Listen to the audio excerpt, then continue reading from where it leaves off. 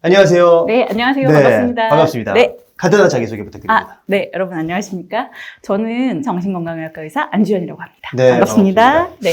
네, 오늘 그래서 제가 궁금한 게요. 성인 ADHD의 증상은 어떤 증상이죠? 뭔가 모르게 주의 집중력이 떨어지다 보니까 약간 실수가 많아요. 예를 들어 저 컵을 주세요 이렇게 했는데 종이를 주신다든가 아니면 주시는데 끝까지 안 봐서 컵이 탁 엎어진다든가 뭐 이런 식으로 어떤 일을 끝까지 수행하지 못하고 구조화라 그래가지고 어떤 시간이라든가 공간에 대해서 이렇게 체계화해서 우리가 순서대로 해야 되는 것들이 많잖아요. 그런 게 잘 안 되고 막 요거했다가 저거했다가 약간 두서없이 이렇게 일을 하게 되는 경우도 많고 그러다 보니까 약속을 잊어버린다거나 중요한 물건들을 좀 놓고 온다든가 또 머릿속으로 이런저런 잡생각만 좀 많이 하면서 정작 해야 될 일은 완수를 못하고 또 일을 끝까지 최대한까지 미루게 된다든가 막 이런 모습들이 있어요. 근데 이런 사람이 되게 내향적이고 조용하다 이러면 옆에서 볼 때는 알 수가 없는 거죠. 이 친구 되게 조용한데 뭔가 그리고 머리가 나쁜 것도 아니고 나름 열의도 있는데 묘하게 자꾸 빈틈이 생기네. 실수가 많다. 그럼 약간 옆에 있는 사람들이 좀 짜증이 날 수도 있고요. 약간 그런 일들이 벌어질 수 있습니다.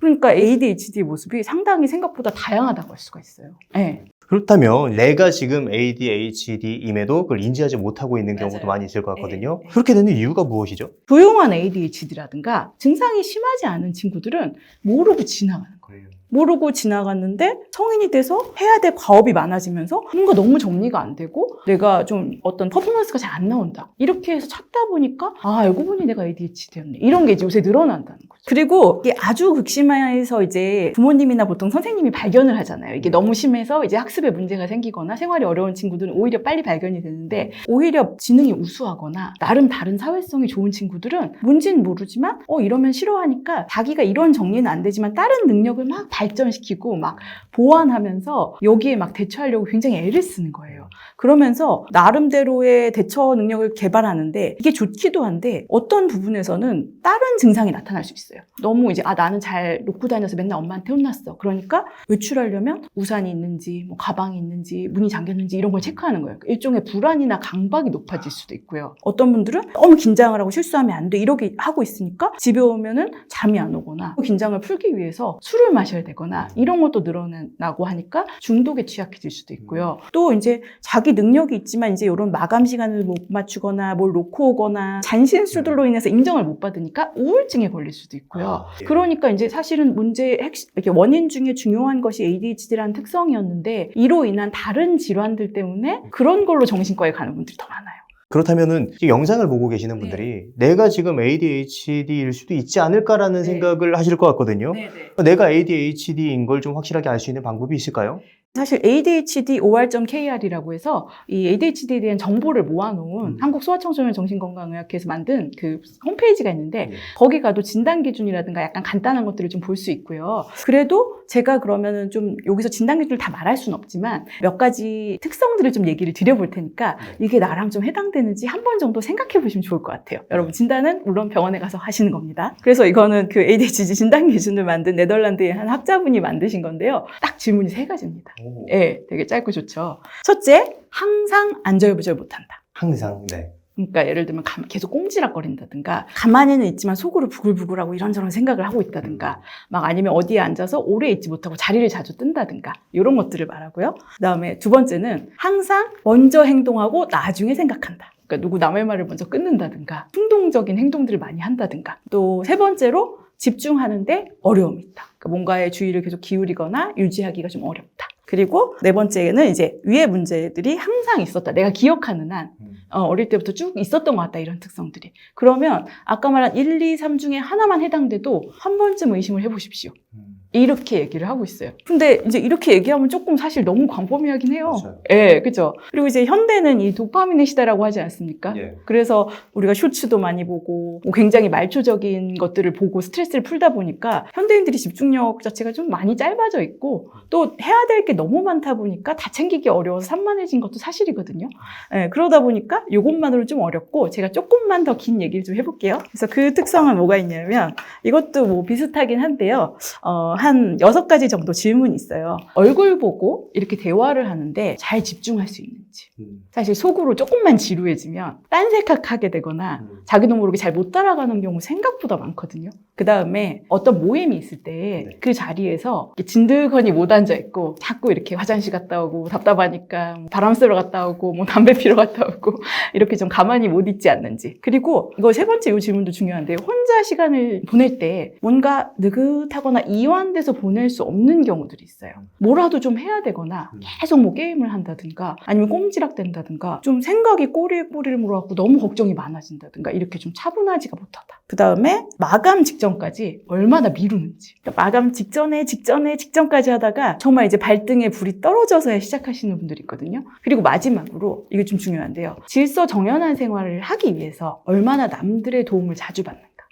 그러니까 나는 좀 산만해서 내가 뭘 하려면 누가 뭘 좀 챙겨주거나 집도 제대로 이렇게 정리하려면 뭔가 좀 도움이 필요해. 이런 경우가 있거든요. 이제 이런 게 좀 잦다 나는. 그런 경우에는 의심을 해보시면 좋겠습니다. 이게 상당히 제 얘기를 하시는 것 같아요. 그죠? 점점 이렇게 미소가 이렇게 띄어지면서. 이게 뭐지? 이거 지금 몰래카메라인가? 근데 이거는 좀 염두에 두셔야 돼요. 우리나라가요, 제가 생각할 때는 정말 알잘 딱깔센 이런 말 하더라고요. 예. 네. 알아서 뭐 잘해야 되고 깔끔하게 센스 있게. 그러니까 한국인들이 굉장히 머리도 좋고 기민하고 경쟁도 심해서 굉장히 우리가 일에 대해서 잘해야 되는 완성도라든가 이 정도로 딱딱딱 맞춰야 되라는 정리정돈의 기준이 이 사회 자체가 좀 높은 편이에요.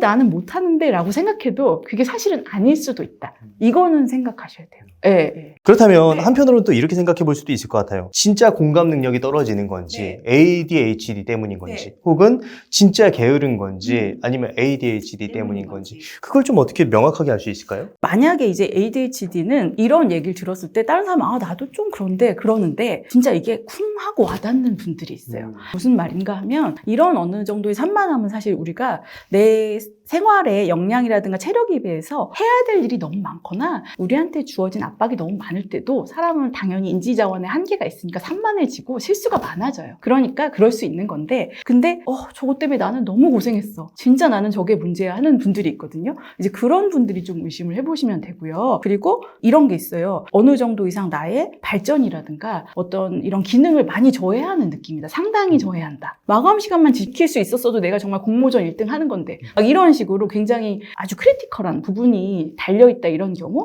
그리고 이게 한 가지가 아니라 학업적, 직업적, 사회적인 것 중에서 여러 가지 부분에 이런 특성들이 영향을 준다는 이런 경우에 조금 구분할 수 있을 것 같고요. 그리고 사실 ADHD이신 분들은 저는 이렇게 생각해요. 이거를 주의력이 떨어진다고 하면 집중을 못한다고 생각하거든요. 근데 사실 그거는 아니에요. 그래요? 오히려 왜냐하면 집중력이라는 거는 어느 한 가지에 힘을 들여서 깊게 몰두하는 능력이고요. 주의력은 내가 이제 어떤 사물이든 어떤 사건이든 어떤 대상에 대해서 안정적으로 일관되게 내가 좀 적절하게 이 주의를 집중을 유지하고 관리하고 대처할 수 있는 능력이에요. 그래서 좀 달라요. 그래서 오히려 ADHD이신 분들은요, 자기가 흥미있거나 관심이 있거나 굉장히 매력을 느낀 분야에 대해서는 과집중, 과몰입을 오히려 하는 게 문제일 수가 있어요. 이게 나는 집중 잘하는 분야가 있는데 그럼 나는 뭐 문제가 아닌 거 아니야가 아니네요. 네, 그렇죠. 그래서 이 과집중이 사실은 굉장히 창의적이기도 하고 굉장히 깊게 몰두하는 에너지가 있기 때문에 어떤 여러 가지 창작에도 도움이 되기도 하고 굉장히 덕질, 굉장히 정말 그리고 뭐 흔히 덕질에서 말하는 엄청난 금손 이런 분들이 되기도 해요. 그런데 문제는 이렇게 되다 보면 이 정도 레벨이 되지 않는 거에 대해서는 기본적인 정도의 관리가 안 되니까 문제고 또 이렇게 그러면 어떤 몰입을 할 때마다 과몰입이 되다 보니까 너무 쉽게 지치거나 번아웃이 될 수가 있겠죠, 오히려. 네, 오히려 그런 게 문제가 될 수 있습니다.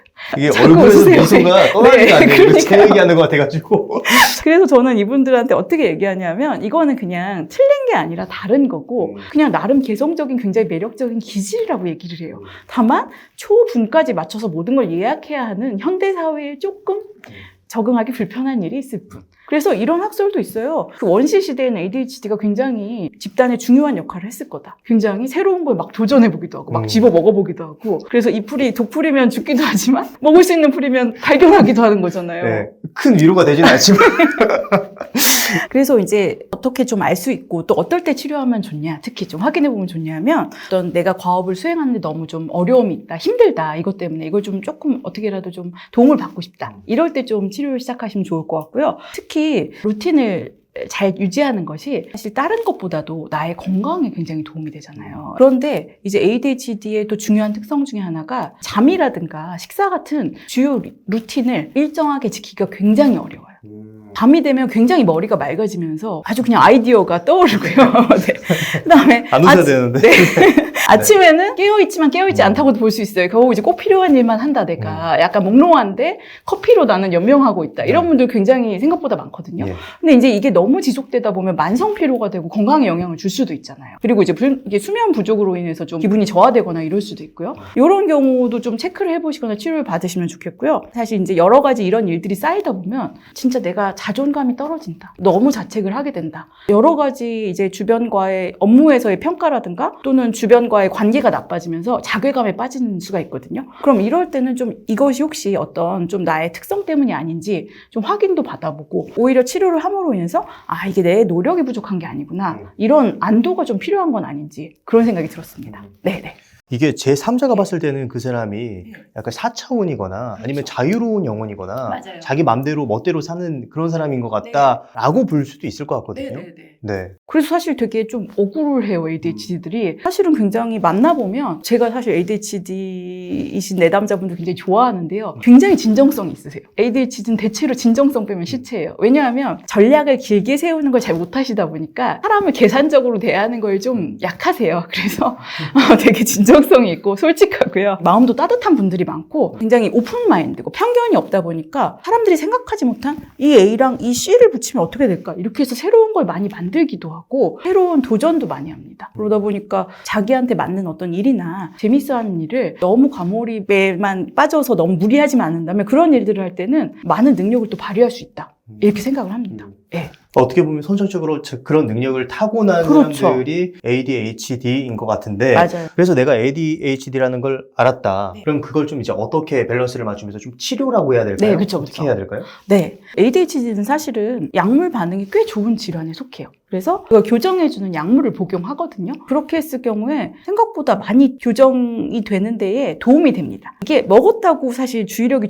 바로 좋아지거나 이런 건 아니고요. 어떤 좀 또릿해지면서 뭔가 시작하기가 좀 수월해지는 면이 있고 조금 더 자기 인지도 좀 높아지기 때문에 저는 뭐라고 얘기를 드리냐면 ADHD 약을 먹는다고 내 생활 습관이라든가 밸런스 잡는 훈련이 갑자기 되진 않는다. 그건 이제부터 트레이닝을 해야 된다. 그런데 이 약이 마치 우리가 수영 배울 때 팔적기 배울 때는 오리발 끼고 하면 더 잘 되지 않습니까? 발이 도와주니까. 그런 것처럼 그 약이 오리발 같은 역할을 해줄 거다. 어떤 그런 준비 자세를 쉽게 만들어주고 그 상태에서 우리가 여러 가지 실행 계획들을 잘 세운다거나 좀 어려운 것들 정리는 주변의 위임을 적당히 한다거나 계획을 좀 더 구체적으로 짜면서 밸런스를 맞춰간다든가 또 수면 관리를 한다든가 이런 것들을 하는 데에 도움이 될 수 있다. 이렇게 얘기를 합니다. 그러니까 치료는 크게는 약물 치료와 또 인지행동 치료, 그러니까 습관을 만들어가는 이런 치료로 나눌 수가 있고요. 근데 여기에 제가 한 가지 덧붙이고 싶은 게 있어요. 아까 얘기했지만 한국이 굉장히 깔끔하고 재빠른 사람들의 사회예요. 그러다 보니까 ADHD이신 분들이 약간 칠칠치 못하게 왜 이렇게 둔하냐, 왜 어느 부분은 잘하는데 이 부분은 못하냐 이런 얘기를 좀 필요 이상으로 듣고 있을 때가 많거든요. 그래서 그런 것들에 대해서 주변 분들한테도 좀 알리고 싶고요. 이게 고의로 그러는 게 아니고 좀 기다려주자.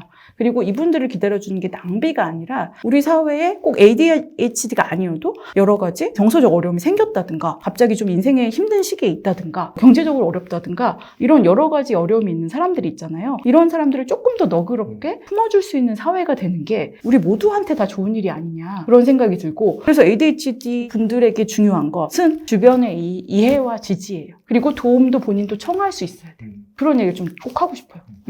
제가 오늘 선생님 이야기를 들으면서 좀 확실해진 게 내가 ADHD가 맞는 것 같다 라는 네. 생각이 확실해졌고 네. 사실 저는 그랬어요. 예전에 네. 그런 어떤 일들을 초등학교 때도 그렇고 네. 뭔가 잘 놓치는 아이였고 약간 좀 덜 떨어진 아이 네, 취급을 네, 네. 당했던 것 같아요. 아 진짜요. 그리고 지금도 무언가 배우는 속도가 되게 느리고 그리고 좀 기민하지 못한 그런 부분이 있거든요. 그런데 이런 특징이 있지만 제가 이제 잘하는 분야에서는 굉장히 좀 깊게 파고들어서 좋은 네. 성과를 만들어낼 수 있는 능력이 있거든요. 그렇죠. 그래서 만약에 내가 지금 어떤 집단에서 네. 그렇게 뭔가 못하는 사람이야 라고 사람들이 말할지라도 네. 나도 분명히 잘할 수 있는 부분이 부분이 있다. 그리고 이게 나의 어떤 굉장히 강점이 될 수 있다라는 거를 한번 좀 이제 저도 덧붙이고 싶었습니다. 너무 좋은 얘기예요. 음. 진짜. 그리고 지금 굉장히 본인 얘기를 해줘서 너무 감사한데요. 그러니까 사실 굉장히 많은 피드백을 왜 받게 되고 굉장히 이렇게 뭐랄까 자신감이 떨어지잖아요. 그러다 보면 나는 조금 그런가? 근데 이제 거기서 굴하지 않고 내가 좋아하는 걸 하셨기 때문에 또 지금 이 자리까지 오실 수 있었던 것 네. 같아요. 그래서 이거를 보고 계신 사실 ADHD 의심 하시는 분들께도 진짜 저는 이 말씀을 드리고 싶고 그리고 아마 주변에 그래도 진행자님 믿어주는 지지자나 또 친구들이 있었겠죠? 그런 존재가 정말 중요하거든요. 그래서 그런 존재와 또 함께 할 수 있기를 그런 얘기를 꼭 드리고 싶어요. 네. 네네. 네, 오늘 좋은 말씀 많이 네. 해주셨는데 마지막으로 하고 싶으신 말씀 있으시다면 어떤 게 있을까요? 네. 옛날 영화 여인의 향기라는 영화가 있었어요. 이 탱고 추는 장면이 유명한 영화인데요. 그 영화에 이런 대사가 나옵니다. 탱고는 실수할 게 없어요. 인생과 달리 단순하죠. 만약 실수를 하면 스텝이 엉키는데 스텝이 엉키면 그게 바로 탱고죠. 이런 말이 나오는데요. 저는 이 말이 꼭 ADHD이신 분들이 아니어도 우리한테 주는 바가 좀 있는 것 같아요. 우리가 막 잘해야 되고 빈틈이 없어야 되고 철저해야 되고 이렇게 생각을 하지만 사실은 우리가 바로 헛디딘 곳에서 실수를 많이 하다 보면 거기서도 통찰이 생기고 거기서 또 새로운 기회가 생기기도 하지 않습니까? 네. 그래서 좀 그런 마음으로 우리가 실수라든가 우리의 삶을 대한다면 어떨까? 그런 생각을 해봤습니다. 네. 네, 오늘 안주현 선생님을 모시고 ADHD의 특징에 대해서 이야기를 나눴고 어떻게 우리가 ADHD를 바라보고 생각을 해야 될지에 대한 이야기를 나눴습니다. 그럼 오늘의 심리학은 여기까지 하도록 하겠습니다. 좋은 말씀 해주셔서 감사합니다. 네, 감사합니다. 감사합니다.